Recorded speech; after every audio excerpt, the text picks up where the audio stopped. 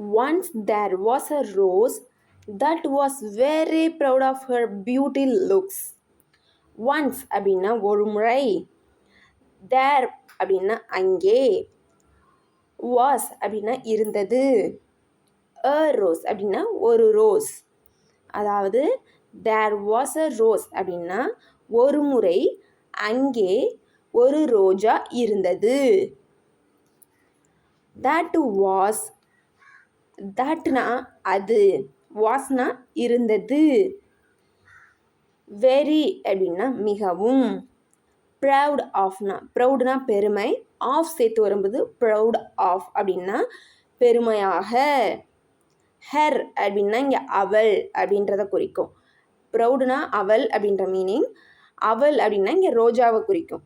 ரோஜாவுக்கு தான் ஹர்ன்னு போட்டிருக்காங்க.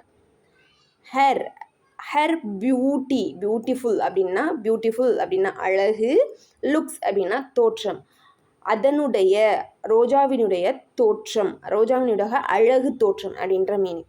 அதாவது இது எல்லாத்தையும் சேர்த்து நம்ம ஒரு சென்டென்ஸாக சொல்லும்போது ஒரு முறை ஒரு ரோஜா இருந்தது.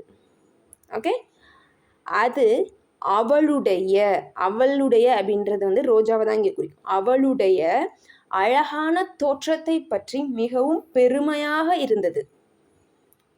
அதுதான் இந்த சென்டென்ஸோட meaning.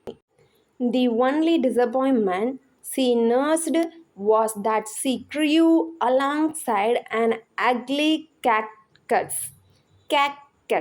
Okay, the only disappointment அப்படின்னா the ஒரே ஏமாற்றம், she அப்படின்னா அவள், நர்ஸ்டு அப்படின்னா நாற்றுப்பண்ணை, நர்சரின்னு சொல்லுவாங்களா, நாற்றுப்பண்ணை.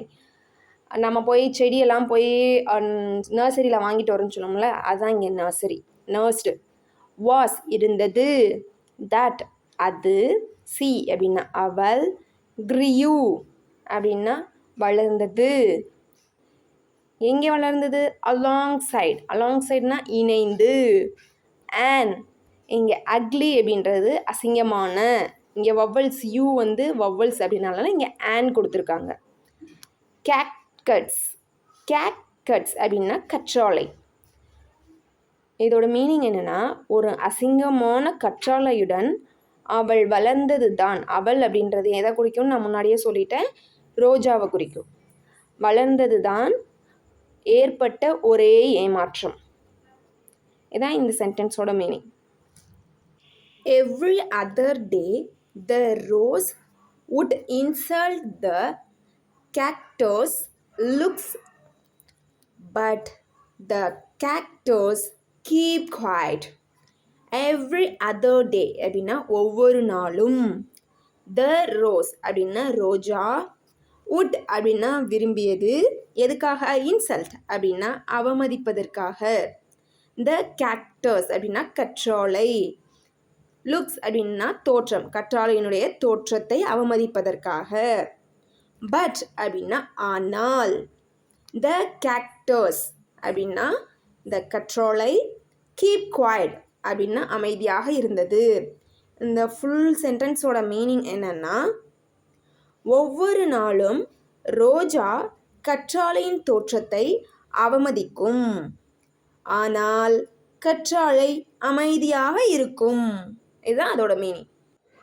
All the other plants, flowers and trees around the rose tried to stop her from pulling the cactus அப்படின்னா, இப்போ இதோட மீனிங் என்னென்னா, ஆல் அப்படின்னா எல்லாமே, அனைத்தும் அப்படின்னு நம்ம சொல்லுவோம். த அதர் அப்படின்னா மற்ற, அதை தவிர அப்படின்னு நம்ம சொல்லுவோம். பிளான்ட்ஸ் அப்படின்னா செடி, ஃப்ளவர்ஸ் அப்படின்னு செடிகள், பிளான்ட்ஸ் அப்படின்னா செடிகள், ஃப்ளவர்ஸ் அப்படின்னா பூக்கள், மற்றும், அண்டுனா மற்றும், ட்ரீஸ் அப்படின்னா மரங்கள், அரவுண்ட் அப்படின்னா சுற்றி. எதை சுற்றி? த ரோஸ்னா ரோஜாவை சுற்றி அப்படின்னு அர்த்தம். ட்ரைடுனா முயற்சி செய்தது. எதுக்காக முயற்சி செய்தது? டு ஸ்டாப்னா நிறுத்துவதற்காக. எதுக்கு? ஹெர் அப்படின்னா அவள், ஃப்ரம் அப்படின்னா இருந்து, புல்லிங் அப்படின்னா கொடுமைப்படுத்தி கொண்டிருத்தல் அப்படின்னு, புல்லிங் கொடுமைப்படுத்தி கொண்டிருந்தால் எதை, த கேக்டஸ் கற்றாழைய, அதாவது ரோஜாவை சுற்றி இருந்த மற்ற செடிகள், பூக்கள் மற்றும் மரங்கள் அனைத்தும் கற்றாழையை கொடுமைப்படுத்துவதிலிருந்து தவிர்க்க முயன்றன. But the rose was too swayed by her beauty to listen to anyone. But அப்படின்னா ஆனால், the rose அப்படின்னா ரோஸ், the ரோஜா, was இருந்தது அப்படின்னா ரொம்ப அப்படின்னு நம்ம சொல்லுவோம்.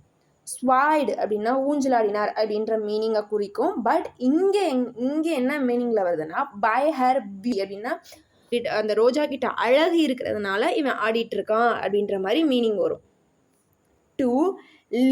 டு லிசன் டு எனி ஒன்னா யாருடைய பேச்சையும் கேட்கல அப்படின்ற மீனிங் வரும். இதோட ஃபுல் சென்டென்ஸோட மீனிங் எப்படி பார்த்தோன்னா, இப்போ தனித்தனி வேர்டுக்கு என்னென்ன மீனிங் இப்போ பார்த்தோம். இப்போ ஃபுல் சென்டென்ஸோட மீனிங் என்னென்னா, பட் அப்படின்னா ஆனால், ரைட்டா? ஆனால் ரோஜா யாருடைய பேச்சையும் கேட்க முடியாத அளவுக்கு தன் அழகில் மயங்கி ஆடியது. Spring passed and summer arrived. There was no rain for a long time. Spring அப்படின்னா வசந்த காலம், பாஸ்ட் அப்படின்னா கடந்தது,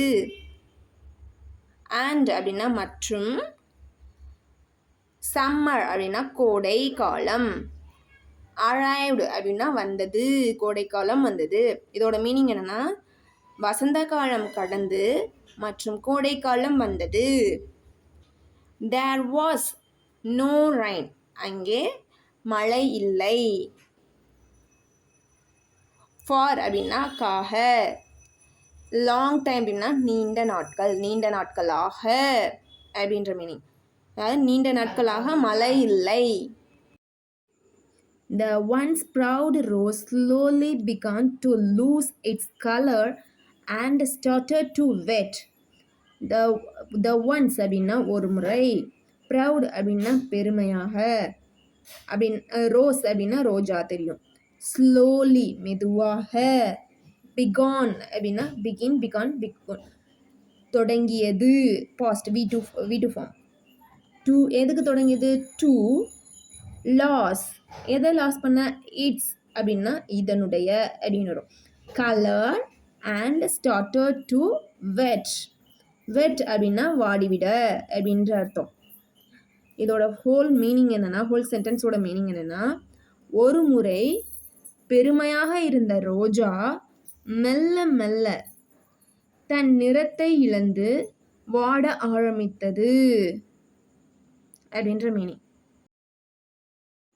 The rose felt ashamed to ask for help from the cactus, but finally it did ask. The rose அப்படின்னா ரோஜா, felt அப்படின்னா உணர்ந்தது. எதை உணர்ந்தது? ashamed அப்படின்னா வெக்கம், ஓகே, வெக்கம். ஆஸ்க் அப்படின்னா கேள் அப்படின்ற மீனிங். டு ஆஸ்க் அப்படின்னா கேட்க.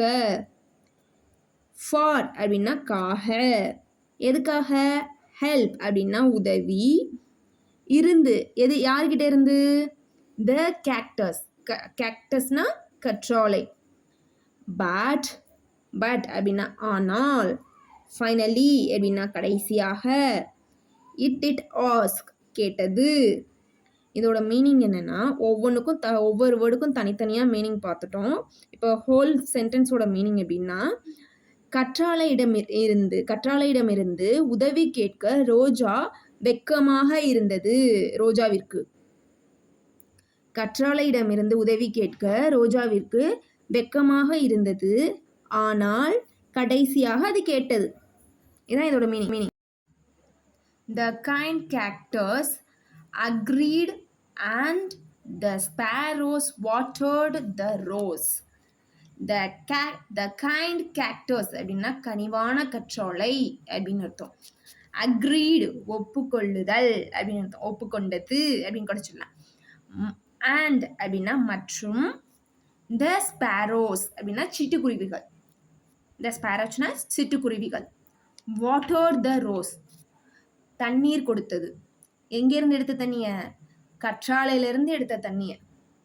இதோட ஹோல் மீனிங் என்னன்னா, கனிவான கற்றாழை ஒப்புக்கொண்டது மற்றும் சிட்டுக்குருவிகள் ரோஜாவிற்கு தண்ணீர் கொடுத்தன. ரைட்டா? The moral of the story is not to judge anyone by their appearance. அப்படின்னா யாரையும் அவர்களின் தோற்றத்தை வைத்து மதிப்பிடக்கூடாது அப்படின்னு சொல்கிறாங்க. In this story, the rose judged the cactus as ugly just because of his outer appearance.